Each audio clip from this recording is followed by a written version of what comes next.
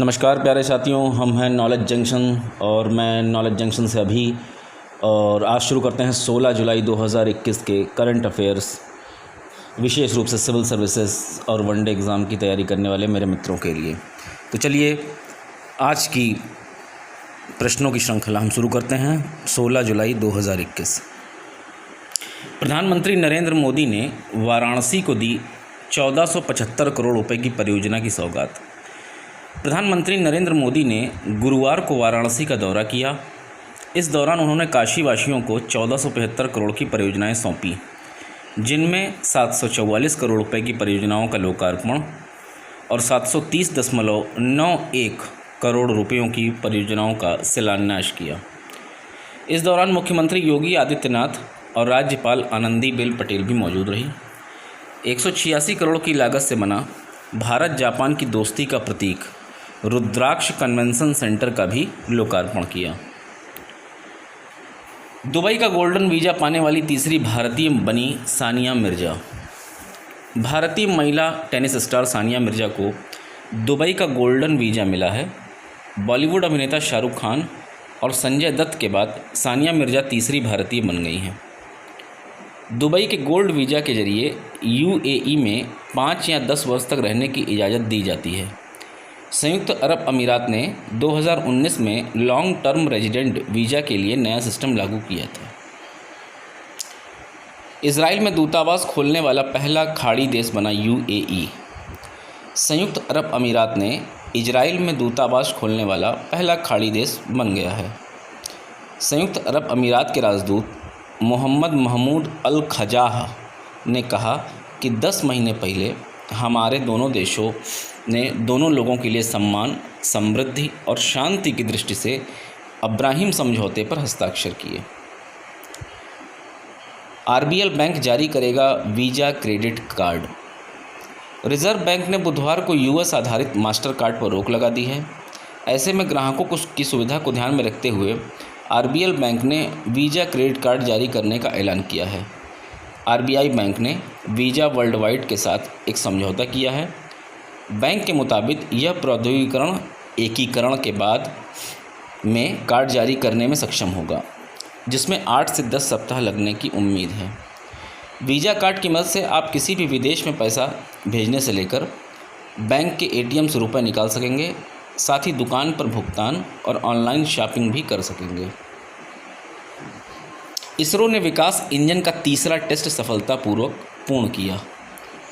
भारतीय अंतरिक्ष अनुसंधान संगठन इसरो ने मिशन गगनयान की सफलता की दिशा में अहम कदम बढ़ाया है।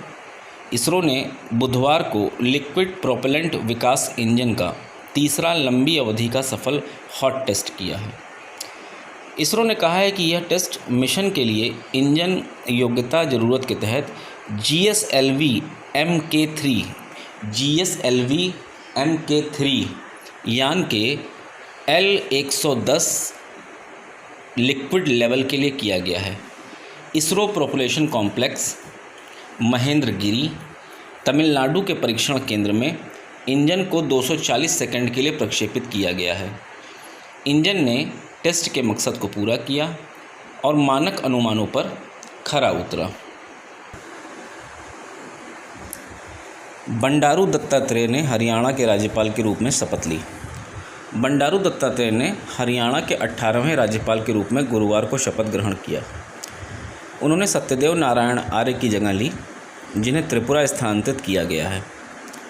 पंजाब एवं हरियाणा उच्च न्यायालय के मुख्य न्यायाधीश रवि शंकर झा ने राजभवन में आयोजित एक सादे समारोह में दत्तात्रेय को पद की शपथ दिलाई। उपराष्ट्रपति एम वेंकैया नायडू को मिली Urdu poets and writers gems of Deccan नामक पुस्तक। उपराष्ट्रपति एम वेंकैया नायडू ने वरिष्ठ पत्रकार JS इफ्तिखार द्वारा लिखी गई पुस्तक Urdu poets and writers gems of Deccan प्राप्त की। श्री नायडू ने उस पुस्तक के लिए लेखक की सराहना की, जिसमें दक्कन की समृद्ध साहित्यिक और सांस्कृतिक परंपराओं पर चर्चा की गई है। यह पुस्तक गद्य और काव्य का संकलन है, जो दक्कन क्षेत्र के 51 उत्कृष्ट कवियों और लेखकों के जीवन और कार्यों को समेटे हुए है। इस पुस्तक में हैदराबाद के संस्थापक मोहम्मद कुली कुतुब शाह के समय से लेकर वर्तमान समय तक की दक्कन की समृद्ध साहित्यिक और सांस्कृतिक परंपराओं पर चर्चा की गई है। संघाई सहयोग संगठन, संघाई कोऑपरेशन ऑर्गेनाइजेशन (SCO) की बैठक हाल ही में तजाकिस्तान की राजधानी दुशांबे शहर में आयोजित की गई है। भारत के विदेश मंत्री एस जयशंकर ने भारत का प्रतिनिधित्व करते हुए इस बैठक में भाग लिया। नागरिक विमानन मंत्रालय ने ड्रोन नियम 2021 का मसौदा जारी किया। नागरिक उड्डयन मंत्रालय ने सार्वजनिक परामर्श के लिए पुनर्गठित ड्रोन नियम 2021 जारी किए हैं। इसका मुख्य बिंदु है ड्राफ्ट नियम ट्रस्ट, सेल्फ सर्टिफिकेशन और गैर घुसपैठ निगरानी नॉन इंस्ट्रक्टिव मॉनिटरिंग के आधार पर बनाए गए थे। यह UAS नियम 2021 की जगह लेगा, जो 12 मार्च 2021 को जारी किया गया था। दिल्ली सरकार और गूगल रियल टाइम बस ट्रैकिंग सेवा प्रदान करेंगे। दिल्ली सरकार ने यात्रियों के बसों के बारे में रियल टाइम जानकारी तक पहुंचने में सक्षम बनाने के लिए एक प्रणाली शुरू करने के लिए गूगल के साथ भागीदारी की है। मुख्य बिंदु गूगल आगमन समय, प्रस्थान समय और उनके मार्गों सहित वास्तविक समय की जानकारी प्रदान करेगा। इस तरह की जानकारी देने के लिए गूगल अपने मैप का प्रयोग करेगा। तो मित्रों, आज ये 16 जुलाई 2021 की कुछ प्रमुख खबरें थी। इसके अलावा आज से हम इन प्रश्नों के बाद 5 से 6 जनरल नॉलेज के प्रश्न आपके सामने प्रस्तुत करेंगे, ताकि वो चीज़ें बार बार रिवाइज़ हों। तो आज के जनरल नॉलेज के कुछ प्रश्न और उनके उत्तर ये रहे। विश्व में सबसे ज़्यादा टाइम जोन किस देश का है?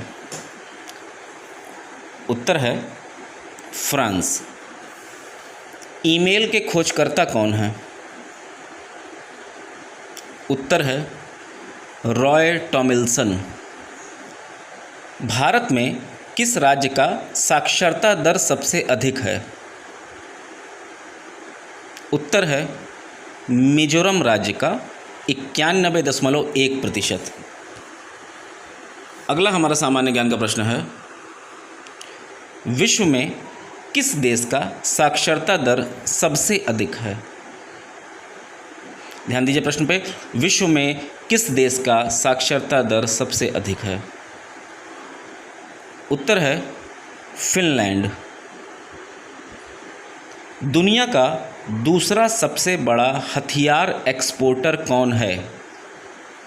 फिर से प्रश्न दोहराऊंगा, दुनिया का दूसरा सबसे बड़ा हथियार एक्सपोर्टर कौन है? उत्तर है रूस या रशिया। अगला प्रश्न, भारत में पहली मैगजीन कौन सी छपी थी? उत्तर है the week, WEEK, week. Bharat का मैकियावेली किसे कहा जाता है? उत्तर है चाणक्य को। कौन भारत का पहला टेस्ट ट्यूब बेबी था? उत्तर है दुर्गा अग्रवाल।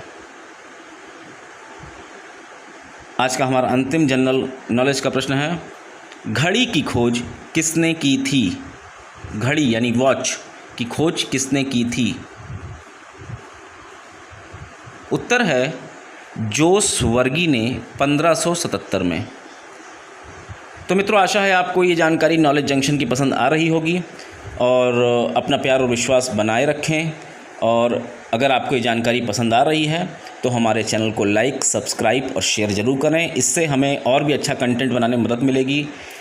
आशा है मेरे प्रतियोगी परीक्षाओं के छात्रों के लिए, इलाहाबाद के, बनारस के, प्रयागराज के, दिल्ली के और तमाम शहरों में जो हिंदी पट्टी के छात्र हमारे तैयारी करते हैं, उनके लिए निश्चित तौर पर ये कारगर होगा।